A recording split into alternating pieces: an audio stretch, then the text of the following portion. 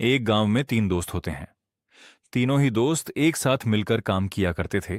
कहीं कहीं बहुत दूर दूर तक उनको जाना भी होता था। जब गांव में थे तो आपस में जिद करने लगते हैं कि चलो पार्टी करते हैं। जब बात पार्टी की आती है तो तीनों दोस्त एक दूसरे की तरफ देखने लगते हैं। शक्ल देखते हुए कहते हैं कि इस बार दावत तुम दोगे, तुम दोगे। लेकिन यह डिसाइड नहीं कर पा रहा था कि आखिरकार दावत देगा कौन, पार्टी किसकी तरफ से दी जाएगी, पैसे कौन खर्च करेगा। तभी दो दोस्त आपस में डिसाइड कर लेते हैं कि हम तो कई बार पार्टी दे चुके हैं, कई बार पैसे खर्च कर चुके हैं, लेकिन ये हमेशा पैसे खर्च नहीं करता। जब बात पैसे खर्च करने की आती है तो वो कहता है कि मेरे पास पैसे हैं ही नहीं। अब ऐसी स्थिति में जो दोनों दोस्त मिलकर उसका जब पर्स होता है, उस पर्स को निकाल लेते हैं। पर्स निकालने के बाद उससे जब उसके पैसे देखते हैं तो उससे पैसे तो मिलते नहीं हैं, लेकिन उसके अंदर एक कंडोम रखा हुआ था। जैसे कंडोम को देखते हैं तो दो दोस्त कहने लगते हैं कि यार, जब तुम्हारी शादी नहीं हुई है तो तुम इस कंडोम का इस्तेमाल करते हो, क्या करते हो तुम इस कंडोम का। जब ऐसी स्थिति में वह शर्मा जाता है, चुप हो जाता है, कहता है कि भाई, बहुत सारी ऐसी जगह होती हैं जहां पर इसकी जरूरत पड़ जाती है, इसीलिए हर बात बताई नहीं जाती। लेकिन वो खास दोस्त होते हैं और खास दोस्त में भी वो बात बता नहीं पाते। तभी यहां से दोनों दोस्त इस पर शक करने लगते हैं कि यार, कुछ ना कुछ तो ऐसी बात है जाहिर। जब उसका शक करते हैं, पीछा करते हैं, तब उन्हें एक राज पता चल जाता है और उस राज के पता चलने के बाद उस लड़के का हो जाता है कत्ल। कत्ल करने के बाद उसकी लाश को लगभग उसके घर से 845 किलोमीटर दूर फेंक देते हैं और लगभग लाश पूरी तरह से जल चुकी थी, खत्म हो चुकी थी। इस घटनाक्रम का कभी भी खुलासा नहीं होता, लेकिन उसकी जेब में रखा हुआ जो कंडोम होता है वो ही कत्ल के खुलासे की असली वजह बन जाता है। न केवल असली वजह बनता है, बल्कि उस जिले के जो एसपी साहब होते हैं उस केस को सीधा आईजी की मदद से मुरादाबाद की एकेडमी में भेजते हैं। मुरादाबाद की एकेडमी में जहां पर पुलिस को ट्रेनिंग दी जाती है, जहां पुलिस को विभिन्न केसों के बारे में सिखाया जाता है, पढ़ाया जाता है कि यह एक बहुत ही दिलचस्प केस है। इसको अपनी एकेडमी में रखिए और यहां पर आने वाले जितने भी पुलिस वाले होते हैं, चाहे वो दरोगा हो या सिपाही हो, उनको इस केस के बारे में स्टडी जरूर कराइए। क्या है इस केस के पीछे की पूरी कहानी, इस कहानी के माध्यम से जानने और समझने की कोशिश करते हैं। नमस्कार दोस्तों, ट्रू क्राइम टीवी में आपका स्वागत। 11 जून 2023 की यह बात है। सुबह के लगभग 6 बजे के आसपास का वक्त हो रहा था। उत्तर प्रदेश के जिला अंबेडकर नगर का एक थाना लगता है बेवाना। बेवाना थाना क्षेत्र का एक गांव लगता है भीतरी डीही। भीतरी डीही गांव से लगभग 40 किलोमीटर दूर एक विद्यालय है, स्कूल है, और उस विद्यालय का नाम है एमटी स्कूल। एमटी स्कूल हालांकि हमेशा बंद ही रहता है, और बंद रहता है इसलिए कि कोरोना काल में यहां बच्चों की जो संख्या थी वो लगातार घट जाती है। स्टाफ के पैसे नहीं निकल पा रहे थे और स्टाफ के पैसे ना निकल पाने की वजह से ही उस स्कूल में ताला पड़ जाता है।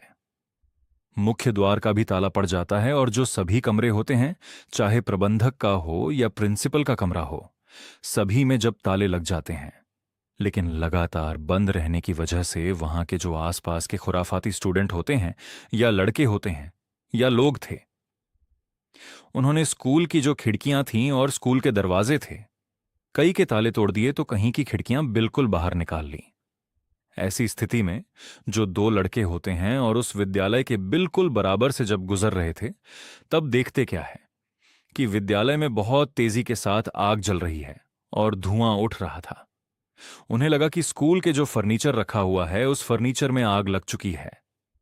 इसीलिए वो दीवार फांद के या फिर जो खिड़की दरवाजे थे उनसे इस तरकीब से अंदर प्रवेश करते हैं। प्रवेश करने के बाद जब देखते हैं तो वहां से सचमुच एक फर्नीचर का बड़ा सा ढेर था। उसमें आग लगी हुई थी।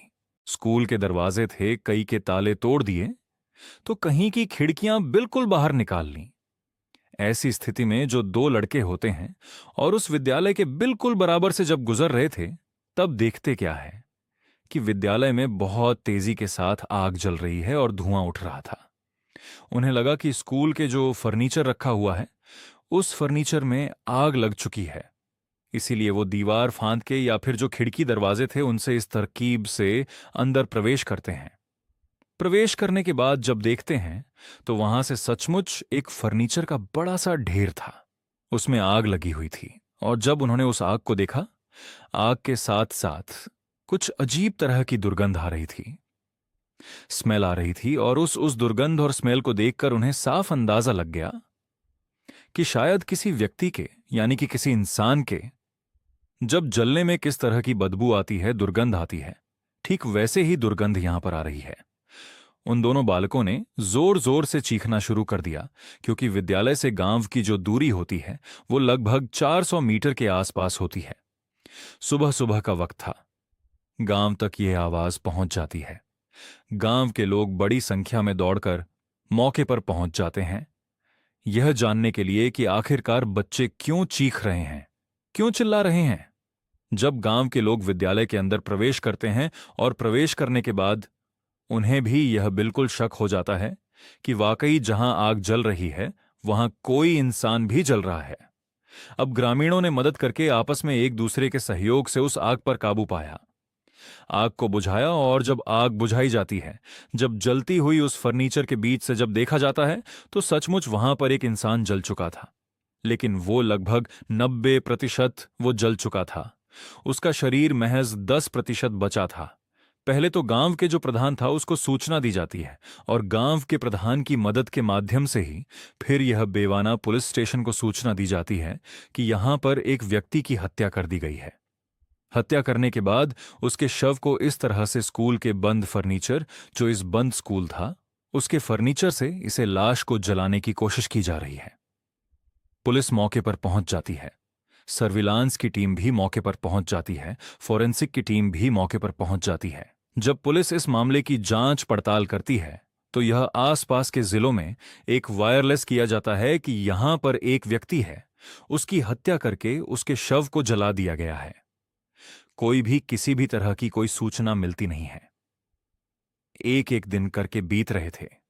फॉरेंसिक टीम ने मौके पर आने के बाद यहां बारीक से बारीक चीजों को देखा, क्योंकि यहां पर अक्सर आकर लोग तन्हाई में आकर बैठ जाते हैं, शराब पीते हैं। और यहां पर कई आपत्तिजनक चीजें भी पाई थीं, जैसे क्या कंडोम भी वहां पर पड़ा हुआ था। एक सिंगल कंडोम पड़ा हुआ था, और उस कंडोम को देखने के बाद फॉरेंसिक टीम को ऐसा लगा कि शायद यह भी उनकी जांच का हिस्सा हो सकता है, विषय हो सकता है। जब लगातार 10-12 दिन बीत जाते हैं और यह पता ही नहीं चलता कि मरने वाला कौन था और कत्ल किसने किया था, इसके पीछे की क्या वजह थी, ये तो खैर बाद में पता चलता। सबसे पहले तो उस मरने वाले की शिनाख्त ही सबसे जरूरी थी। लेकिन शिनाख्त करना पुलिस के लिए बहुत मुश्किल हो रहा था। अब ऐसी स्थिति में पुलिस के पास एक कंडोम जो था, उस कंडोम को लेने के बाद पुलिस वाले कुछ टीम बनाते हैं। टीम बनाने के बाद जहां आसपास में जितने भी मेडिकल स्टोर थे, वो चाहे शहर में हो या ग्रामीण क्षेत्र में हो, सभी को दिखाया जाता है। क्योंकि आपने क्या इस कंडोम के बारे में कुछ जानकारी बता सकते हैं कि यह कंडोम कहां मिलेगा, कहां नहीं मिलेगा? उस कंडोम का नाम होता है जरूर टाइमक्स। उस जरूर टाइमक्स का जो होता है, तो उस इलाके में इस तरह का दुकानदारों के या मेडिकल स्टोर पर यह बिकते नहीं। तभी एमआर से पूछा जाता है कि यह ब्रांड आखिरकार कहाँ का है और कहाँ इसकी ज्यादा सेल होती है। तो एमआर भी मना कर देते हैं और उधर मेडिकल स्टोर वाले भी मना कर देते। तब पुलिस ने सोशल मीडिया का सहारा लिया और सोशल मीडिया पर उसका फोटो अपलोड किया, और अपलोड करने के बाद लोगों से, आम जनता से मदद मांगी। उनसे कहा कि जरूर टाइमक्स नाम का यह कंडोम है, यह किस इलाके में इसका इस्तेमाल किया जाता है, इसके बारे में कोई जानकारी हो तो बताइए। कई दिनों तक वो कंडोम सोशल मीडिया पर तैरता रहता है, घूमता रहता है। तभी 1-2 लोगों के मैसेज आते हैं। वो कहते हैं कि पश्चिमी उत्तर प्रदेश के कुछ जिलों में, खासकर सहारनपुर और बागपत में, इस कंपनी के कंडोम का इस्तेमाल ज्यादा मात्रा में होता है। और जैसे ही पुलिस को यह सूचना मिलती है तो पुलिस के लिए एक राह मिल जाती है, एक रास्ता मिल जाता है। और इस रास्ते के आधार पर पुलिस ने अब जांच को आगे बढ़ाना शुरू कर दिया। पुलिस ने सबसे पहले आसपास के इलाके में जितने भी मोबाइल के टावर लगे हुए थे, उन मोबाइल के टावरों पर जो डंप डाटा था। जैसे बहुत लोग ऐसे होते हैं जो अचानक से किसी मोबाइल के नेटवर्क क्षेत्र में आ जाते हैं। तो ऐसी स्थिति में पुलिस ने जो जितने भी मोबाइल टावर थे उन पे जो फोन नंबर चल रहे थे, उन हजारों की संख्या में जो फोन थे, पुलिस की ये कोशिश थी कि बागपत हो या सहारनपुर हो या पश्चिमी उत्तर प्रदेश के कोई जिले हो, उनके जो मोबाइल नंबर होंगे यहां जो चलते पाए जाएंगे, उन्हें जांच के दायरे में लाना जरूरी था। अब पुलिस ने ऐसे ही नंबरों को जब ट्रेस करना शुरू किया है, ट्रेस करने के बाद पुलिस के सामने नंबर आते हैं 3, और जो 3 नंबर थे वो नंबर थे सहारनपुर जिले में नखुर तहसील लगती है। नखुर तहसील क्षेत्र के एक गांव के वो नंबर थे, और वो नंबर होते हैं 3 लोगों के। एक का नाम होता है इमरान, जो उसका मालिक होता है इमरान उर्फ पतलू, एंड एफ ने बेच लिया था और उसके बारे में भी किसी को कोई खबर नहीं लगने दी। इस बात से भी वह नाराज थे और इस बात को लेकर उन्होंने फैसला कर लिया कि यह सुधरने का नाम नहीं ले रहा है। जब जब भी घट जाता है वहां जाकर यह बदतमीजी करता है, क्योंकि उसकी जेब में जो कंडोम मिला था। पुलिस ने जब इस मामले की जांच पड़ताल की थी, उनसे पूछा कि तुमने कैसे क्या किया। तो बताते हैं कि जिस रात मर्डर किया था, यानी कि 10 जून 2023 को वो उसे शराब पिलाने के बहाने से लेके जाते हैं सुनसान इलाके में, और वहां ले जाने के बाद उनको पता ही था कि जो एम्प्टी स्कूल है वो लंबे समय से बंद है। वहां कोई नहीं आता है, उसके अंदर प्रवेश करना भी बहुत आसान है क्योंकि खिड़कियों के रास्ते से अंदर जा सकते हैं। पहले वो शराब पीते हैं, शराब पीने के बाद जब मौका पाते हैं तभी अजब सिंह की हत्या कर देते हैं, और हत्या करने के बाद जो वहां फर्नीचर रखा हुआ था स्कूल का, विद्यालय का, जो बच्चे जिन पर कभी पढ़ा करते थे उसे इकट्ठा करते हैं।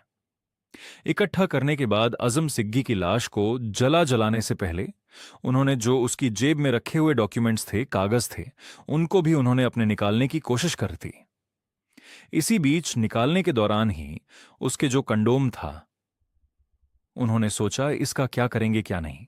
उसको वो अलग फेंक देते हैं, बल्कि उसे जलाते नहीं हैं, ना ही उस जगह पर रखते हैं, क्योंकि उनकी शायद कहते हैं विनाश काले विपरीत बुद्धि। शायद उस कंडोम की वजह से ही वो पकड़े जाने थे और पुलिस के लिए एक नजीर बनना था। पुलिस ने आखिरकार इस घटनाक्रम का खुलासा किया। जो अपराधी थे, जिसमें इमरान था, फरमान, और इनके जो साथी जा स्थानीय निवासी था, इसका नाम इरफान होता है, उसको भी गिरफ्तार किया। गिरफ्तार करने के बाद इनको जेल भेज दिया। जब इस घटनाक्रम का खुलासा होता है तो उस जिले के एसपी ने साफ साफ मीडिया के सामने कहा था कि यह वाकई एक अंधा कत्ल था, और इस अंधा कत्ल का खुलासा करना बहुत ही मुश्किल काम था। लेकिन एक कंडोम की वजह से जिस तरह से केस खुला है, यह वाकई अपने आप में बहुत विचित्र है। इसलिए आईजी साहब को पत्र लिखा गया है। पत्र लिखने के बाद जो मुरादाबाद की पुलिस एकेडमी है, वहां पर यह केस भेजा जाएगा, ताकि वहां पर दरोगा और पुलिस कांस्टेबल और डीएसपी की वहां ट्रेनिंग होती है। तो ट्रेनिंग के दौरान इस केस के बारे में बारीकी से जानकारी दी जा सके। दोस्तों, वाकई ये उन दिनों का बहुत ही चर्चित केस रहा था। लगभग 845 किलोमीटर दूर उस लड़की की हत्या करके शव को जलाया गया था, और जलाने के बाद यह सोचा गया था कि कभी शायद इस घटनाक्रम का खुलासा नहीं होगा।